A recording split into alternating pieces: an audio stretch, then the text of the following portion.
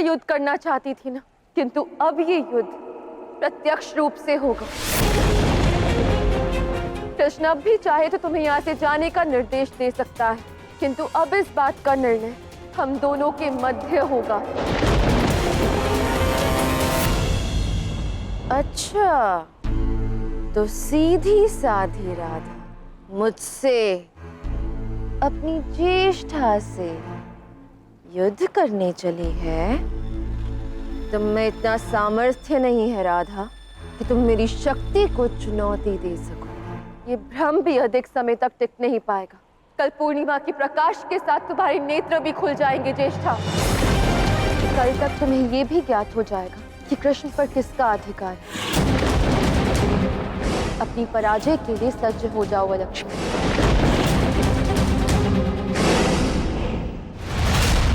मुझे तो इस युद्ध की कब से प्रतीक्षा थी।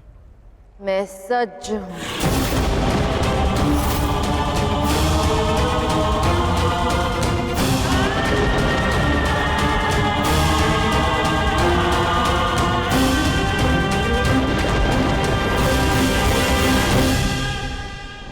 राधे, ऐसे समय पर जहां तुम्हें उसे द्वारका से बाहर जाने के लिए कहना था, तुमने उसे युद्ध के लिए आमंत्रित कर दिया। मैं जान सकता हूँ क्यों? कृष्ण, यदि मैं उसे यहाँ से निकलने के लिए कहती तो इसका अर्थ ये होता कि मैंने उसकी विजय स्वीकार कर ली। किंतु इस समस्या के समाधान के लिए मुझे उसे पराजित भी करना होगा और उससे युद्ध भी करना होगा। ये बात तो तुमने उचित कही है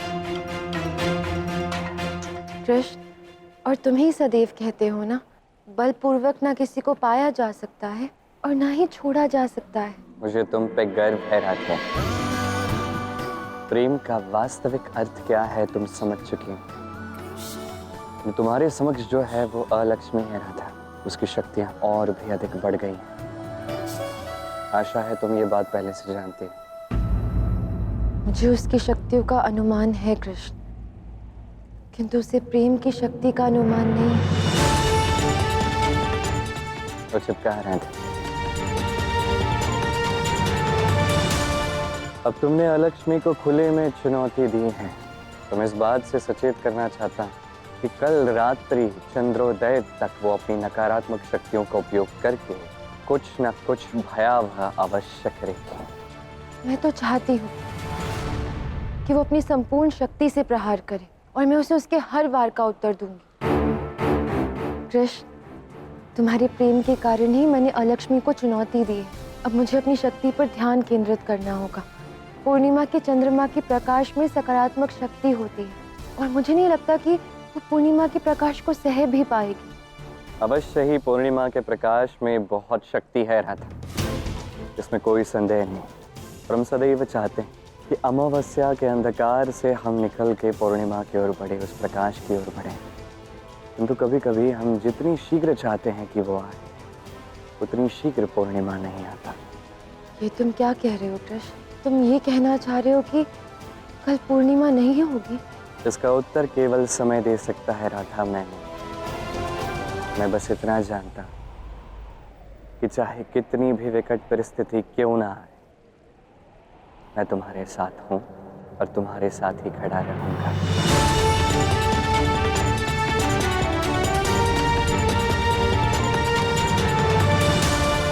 तुम मेरे साथ हो ना, मैं और कुछ नहीं जानना चाहती। यही मेरे लिए आवश्यक है कृष्ण।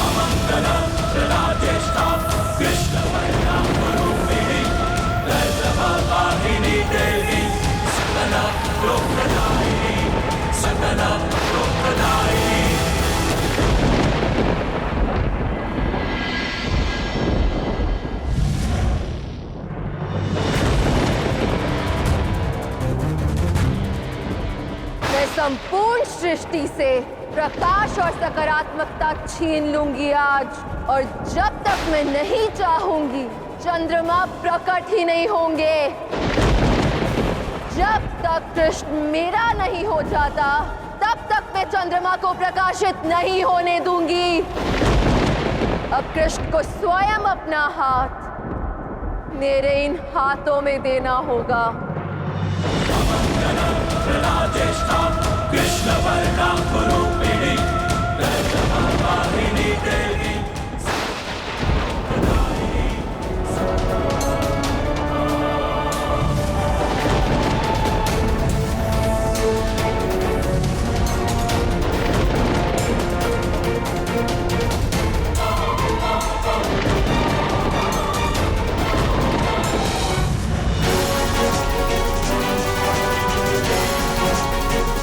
चारों ओर भयंकर अंधकार व्याप्त हो गया है। निश्चित ये किसी विशाल संकट का आरंभ है। ये कैसा अंधकार है? आश्चर्य! अलक्ष्मी चाहती है कि सूर्योदय कभी हो ही ना, जिससे संसार में रात्रि के कारण नकारात्मक शक्तियां और अशुभता व्याप्त हो जाए।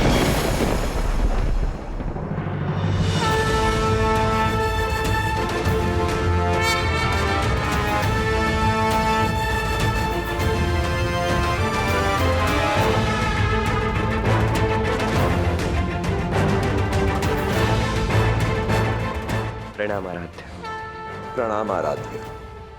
प्रणाम बहन। प्रणाम भ्राता। सभी लोग भयभीत है आराध्य। अलक्ष्मी ने समस्त सकारात्मक शक्तियों को सोख लिया है। अब जैसे जैसे वो तप करती जाएगी, वैसे वैसे उसकी शक्ति भी बढ़ती जाएगी। और समय के साथ यदि ऐसा ही चलता रहा तो निश्चित रूप से वो समस्त सकारात्मक शक्तियों का, दिव्य शक्तियों का अंत कर देगी।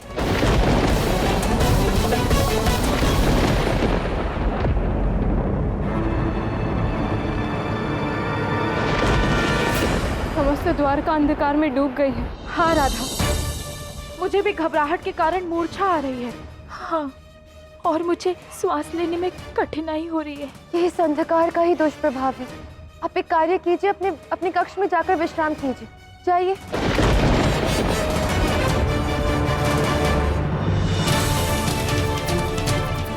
लक्ष्मी ने इस अंधकार को फैलाया है, ये मैं जानती हूँ।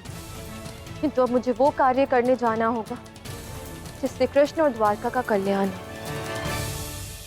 मैं यहाँ एक अत्यंत विशेष कारण से आया हूँ आराध्य। आदेश दीजिए प्रभु। आपको ज्ञात है आराध्य, इस समस्या से यदि कोई बचा सकता है तो वो केवल बहना है। परंतु भ्राता, राधा जब तक अपनी शक्तियों को पहचान नहीं लेगी, तब तक मेरे द्वारा शक्ति संधान व्यर्थ जाएगा। तब तक हमें किसी भी प्रकार अलक्ष्मी की शक्ति को रोक के रखना होगा। उचित कहा। तब तक आपको क्या करना है आराध्य, आपको ज्ञात है। मैं अपनी ओर से जो भी प्रयास कर सकता हूँ मैं भी अवश्य करूँगा।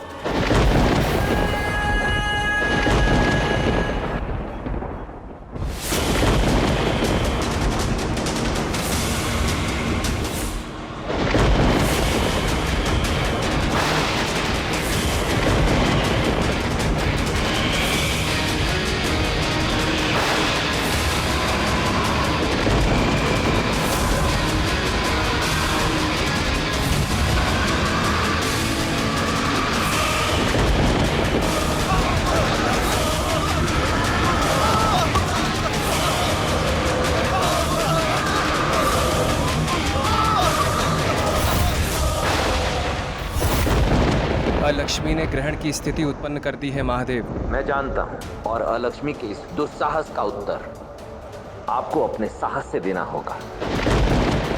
आपको रुकना नहीं है चंद्रदेव, परिस्थितियां चाहे कुछ भी हो, परंतु आपको आज उदय होना ही होगा। क्योंकि यदि पूर्णिमा नहीं हुई तो ना तो देवी राधा को अपनी शक्तियों का ज्ञान होगा और ना ही देवी पार्वती देवी राधा में अपनी शक्ति का संधान कर पाएंगे। तो फिर केवल सूर्य देव ही हमारी सहायता कर सकते हैं, क्योंकि सूर्य देव ही मेरी शक्ति का स्रोत हैं। मैं उन्हीं के प्रकाश को परावर्तित करता हूँ। मुझे ज्ञात है श्री कृष्ण इसी प्रयोजन हेतु सूर्य देव के समक्ष गए हैं, परंतु केवल सूर्य देव ही नहीं अपितु समस्त देवी देवताओं की सकारात्मक शक्तियां आपके साथ होंगी। आप चिंता ना करें और सज्ज हो जाएं। स्मरण रहे चंद्रदेव, परिस्थितियां आज चाहे कुछ भी हो, परंतु आपको अलक्ष्मी द्वारा प्रस्तुत की गई प्रत्येक बाधा को हटाकर आकाश में उदय होना ही होगा।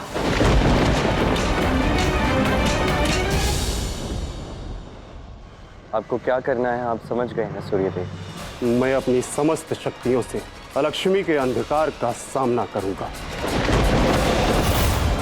यही एकमात्र मार्ग भी है और कोई विकल्प शेष नहीं है सूर्यदेव। आपको अपनी समस्त शक्ति लगाकर चाहे जो कुछ भी हो जाए इस दृष्टि को प्रकाशमान बनाए रखना होगा। इस विपदा की स्थिति में हम सबको संगठित रहना होगा। हम में से किसी का भी मनोबल टूटना नहीं चाहिए सूर्यदेव। इस नकारात्मक ऊर्जा का अंत राधा के माध्यम से होगा और हम सबको राधा की सहायता करनी ही होगी।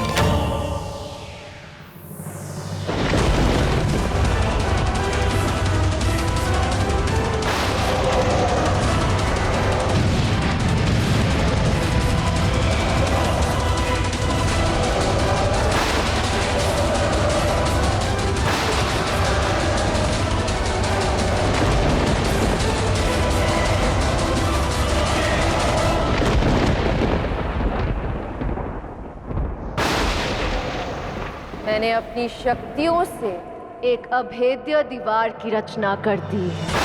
अब सूर्य और चंद्रमा दोनों की किरणें इस अभेद दीवार को पार नहीं कर सकती। अब होगा संपूर्ण सृष्टि में अंधकार ही अंधकार।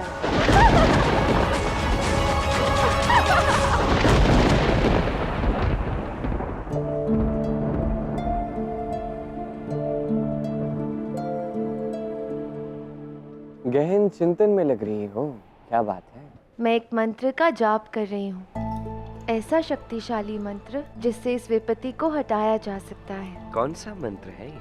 मंत्र जो सबके मन में बसता है, वो मंत्र जिससे हर मनवंतर सजता है।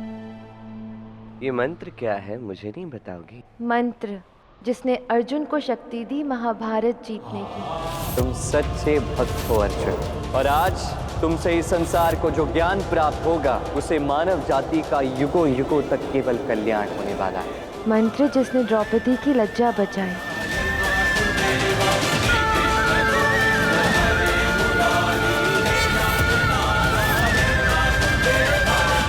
मंत्र जिसके कारण एक चुटकी में गोवर्धन को उठा लिया गया। अब तुम्हारे ही विषय में तुमसे क्या कहूँ कृष्ण। मेरे मन में जो मंत्र है वो मेरा मोहन है, मेरा मनमोहन। मेरे मंत्र तुम हो कृष्ण, केवल तुम।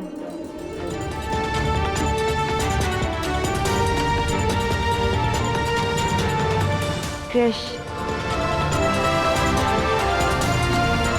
कृष्ण